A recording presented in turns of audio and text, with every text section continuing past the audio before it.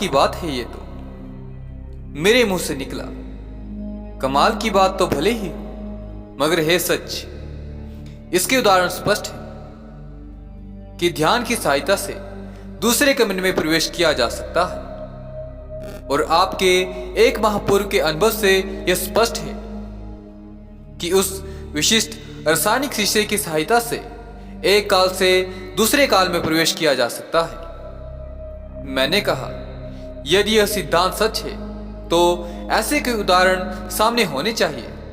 मेरे अकेले के अनुभव से एक सिद्धांत पर पहुंचना उचित नहीं। मेरा तर्क सुनकर तामणे महाशय प्रसन्न मुद्रा में बोले, इस कार्य हेतु मुझे आपका सहयोग चाहिए। आपने उस मठ में जैसी कपालिक हवन क्रिया देखी थी, उसकी संपूर्ण विधि मेरे पास है। मैं भी उस विधि के अनुसार हवन करना चाहता हूं। बाप रे, बच्चे की बलि देकर? मैंने भयभीत स्वर में पूछा। नहीं नहीं, मुर्गे और बकरे की बलि देकर। उस पुस्तक में मुर्गे और बकरे की बलि देने का भी उल्लेख है।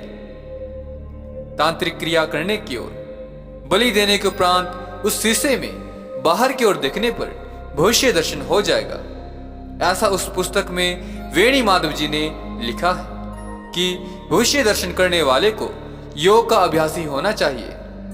आपने तो योग साधना की है। मैंने सिर हिलाकर हामी भरती।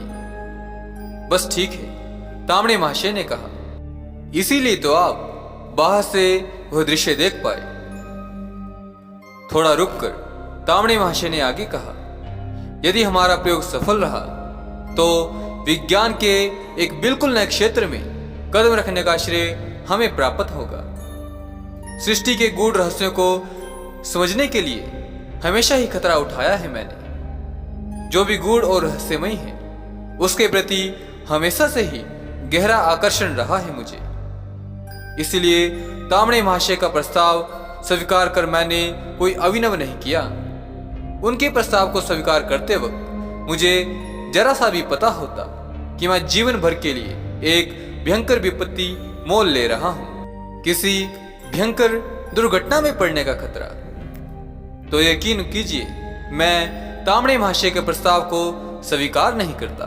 मैंने जिस समय तामणे महाशय के प्रस्ताव को स्वीकार कर लिया, उसी क्षण किसी अदृश्य ने ठहाका लगाया जिसे मैं सुन ना सका। उस समय उस रहस्यमय कपालिक मठ में जाने का समय और अनुष्ठान का मुहूर्त एवं दिन निश्चित हो गया। अनुष्ठान के लिए कुछ विशिष्ट तांत्रिकों की आवश्यकता थी, मगर मैं इसके लिए जिन परिचित तांत्रिकों से मिला, उनमें से कोई भी उस अघोरी मठ में और इतनी दूर तक उस निर्जन हिम प्रांत में जाने के लिए तैयार नहीं हुआ। सभी ने मेरे प्रस्ताव को अस्वीकार कर दिया। अंत में थक हार कर तारानाथ भट्टाचार्य जी से मिला। बनारस के कालाबाड़ी मोहल्ले में रहते थे तारानाथ भट्टाचार्य। सिद्ध अनुभवी तंत्र साधक थे वो। कई प्रकार की विलक्षण एवं सिद्धियां हासिल कर चुके थे वे।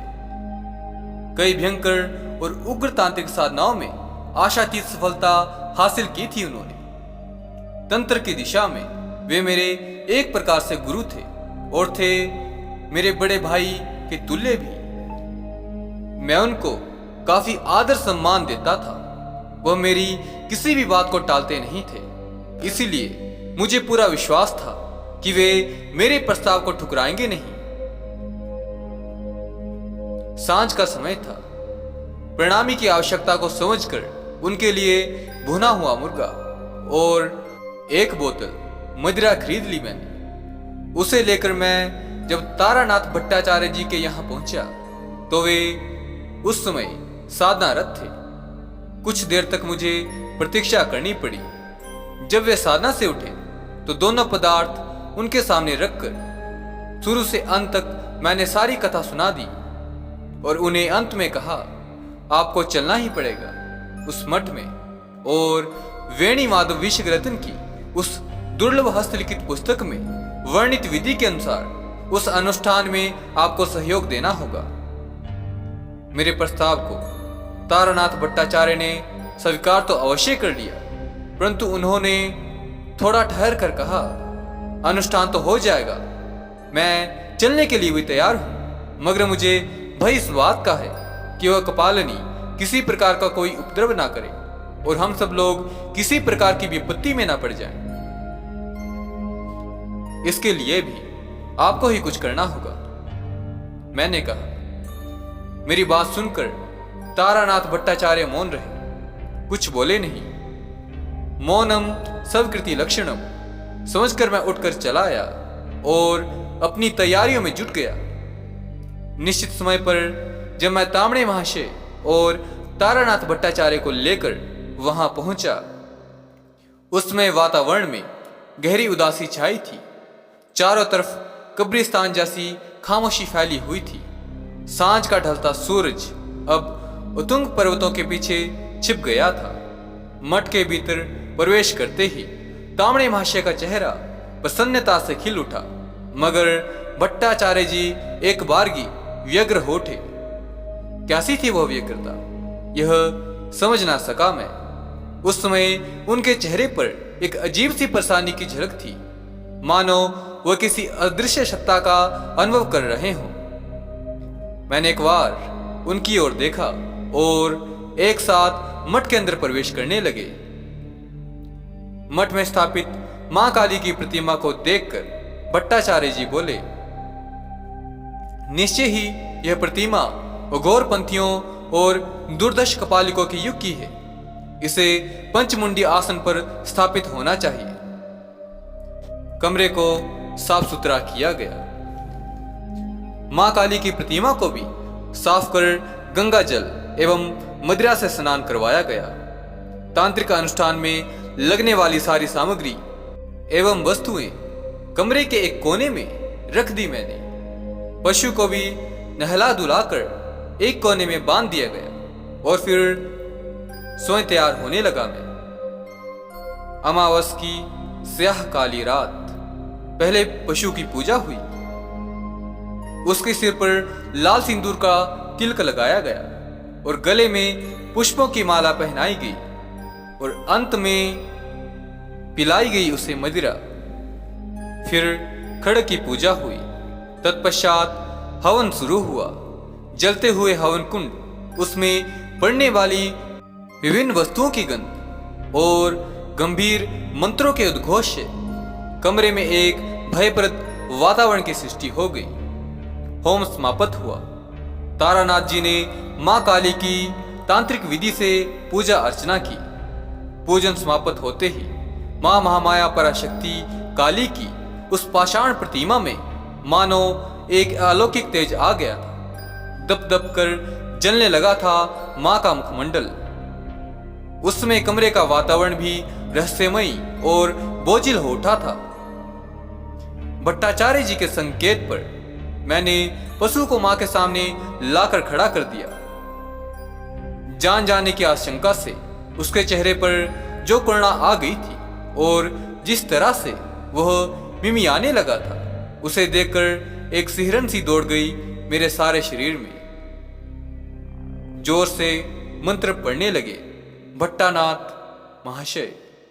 उसमें तामणे महोदय ने बलि देने वाला खड्ग उठा लिया और दूसरे ही क्षण खच की आवाज हुई और साथ ही एक दर्दनाक चीख की भी। बलि हो चुकी थी। काफी दूर तक फर्श लाल हो उठा था। पशु बलि के उष्ण शोणित से भट्टाचार्य जी ने पशुमुंड को उठाकर मां के सामने रख दिया और उस पर कपूर जलाया। फिर मां को प्रणाम किया। उस समय ना जाने किस प्रेरणा के वशीभूत होकर मैंने दृष्टि घुमाकर खिड़की के उस पारदर्शक और त्रिकालदर्शक शीशे की ओर देखा। हे भगवान, कौन कह सकता था कि वह अमावस की रात थी। खिड़की के बाहर तेज रोशनी थी, जैसे दिन ही हो, और तेज रोशनी में मुझे खिड़की के बाहर थोड़े से फासले पर एक विस्तृत मैदान दिखाई दिया। मैदान के चारों ओर कई तोपें, जिनका मुख आकाश की ओर था, एक कतार में खड़ी हुई थी और उन तोपों को दागने के लिए वहां स्वयं कोई नहीं था, मगर कुछ ही पल के पश्चात वो तोपें आग उगलने लगी। उनमें से एक हरा सा धुआं निकलकर मैदान के चारों ओर फैल गया। थोड़ी देर बाद मैदान के पास ऊंची इमारतों में से एक विस्फोट हुआ और आग तथा नीले रंग का धुआं आकाश में छा गया। तोपें शांत हुई, वो धुआं अदृश्य हुआ और उस मैदान में अंतरिक्ष से एक बड़ी सी वर्तुलाकार तस्तरी हिलती डुलती आती हुई दिखाई दी। पहले तो मैं समझा नहीं कि वह एक उड़न तस्तरी है। नीले आसमान में एक तारे के जैसे दिखाई दी, वह मंगल तारे जैसे।